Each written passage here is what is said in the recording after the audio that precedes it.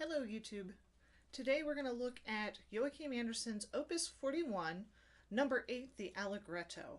And as I work with this particular etude, the thing that I think about the most on it is pitch. And there are two pitch challenges with this etude. The first one is we have a lot of wide leaps. And whenever you have that, those wide intervals, we tend to sort of guess where the second note is, rather than really truly knowing where that note is, and that can lead to some pitch problems. So for example, if you look on the second line, that's where a lot of these wide intervals start. We're going to really take a look at those and figure out how to truly understand what those pitches are. So that's one challenge, is those wide intervals. The second challenge is that there are a lot of half steps within this particular etude. For instance, the last measure of the very first line, the fourth full bar, is filled with half steps. And those can be a particular challenge because they end up being a little bit too close together. So we want very accurate wide leaps, and we also want to think a little bit large on those half steps to make a real distinct difference between those two pitches. So the first way that I practice this is sort of a way of honing craftsmanship. So this is not the way that the composer wrote this etude, but it's a way that I modify it so that I can truly work on pitch. And the first thing that I do is I use what I like to call a breath attack, which means starting with the letter H instead of T. And that allows me to start the note only with the air, and it ensures, or it lets me know that I'm not doing it correctly, it ensures that my air is the proper speed and the proper direction for whatever note that I happen to be playing at the time. That H is very unforgiving, unlike the T that we normally start our articulation with. And so by switching to that, I can quickly hear any places where my air is a little out of touch. I don't play it quickly this way because I'm working for accuracy, but as I'm playing each of these notes very short and starting with an H articulation, I'm listening for the pitch of each and every note and making sure that it's exact.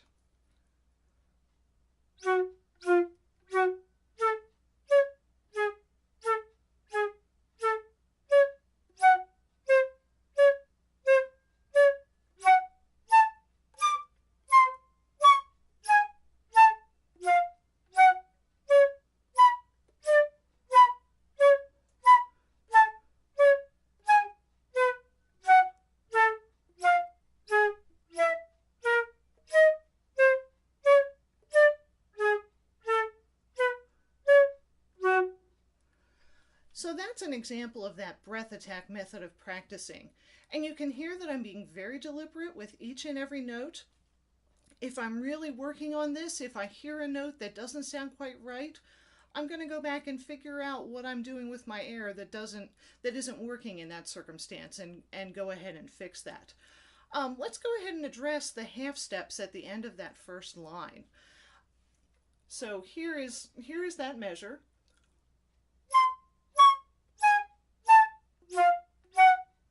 And that's a typical figure that we find throughout this etude, that little half step rising, and then another half step rising, and then another half step rising. So you want to be very careful with those and make sure that that half step is actually wide enough. We tend to actually condense them too much, and when that happens,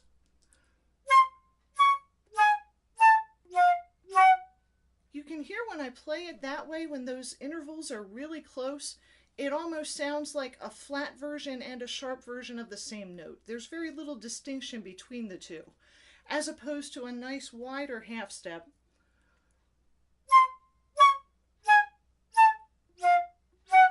like that, where I can clearly hear that there is indeed a difference between those two pitches. So those are really the two pitch concepts that I think about when I'm playing those breath attacks. Now, the second thing that you can do to work on pitch, once you're really comfortable with those notes separated like little islands unto themselves, then we also need to know how to connect them together, because this etude is largely slurred. So I do some pairing exercises with this particular etude, and I don't do it the whole way through. I tend to pick the lines that have those wide leaps because this is a really good exercise for that, but it is very time consuming to practice this way. So what I'm going to do, I'm going to start on the second line, the fifth measure of the etude, and I'm going to play two pitches, but I'm going to repeat them twice slurred.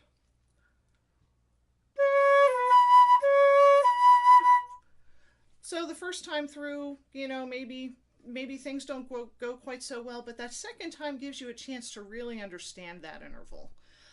So 2 times through for those 2 pitches. Now I'm going to take the second pitch and slur it into the third one. So the upbeat into the downbeat. That's the interval that we often forget about in practicing. We're good at thinking downbeat to upbeat, but we sometimes don't get as clean going from the up to the down. So you want to practice that one too.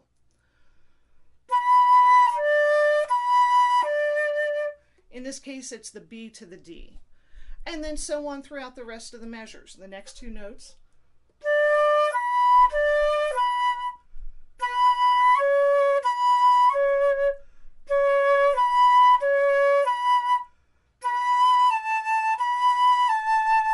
And then I'm finally into the second measure from where I started.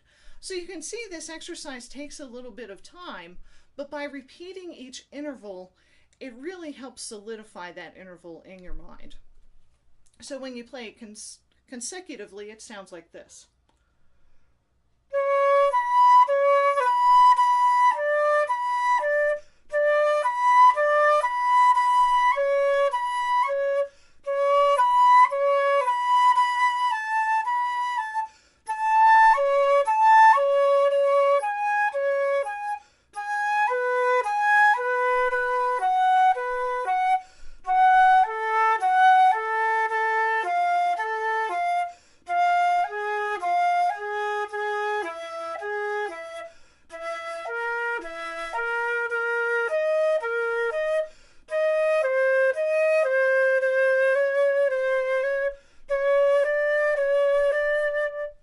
And so on. So that was the second line of this etude.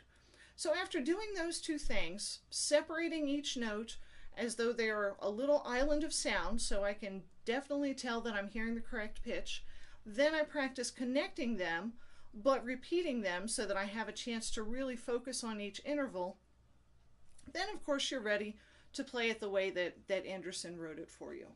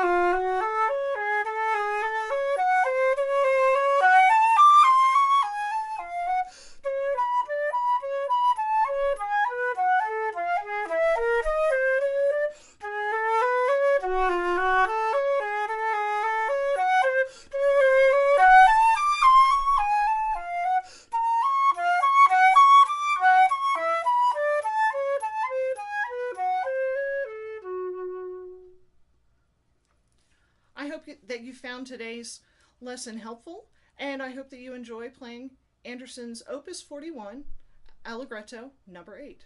See you next time.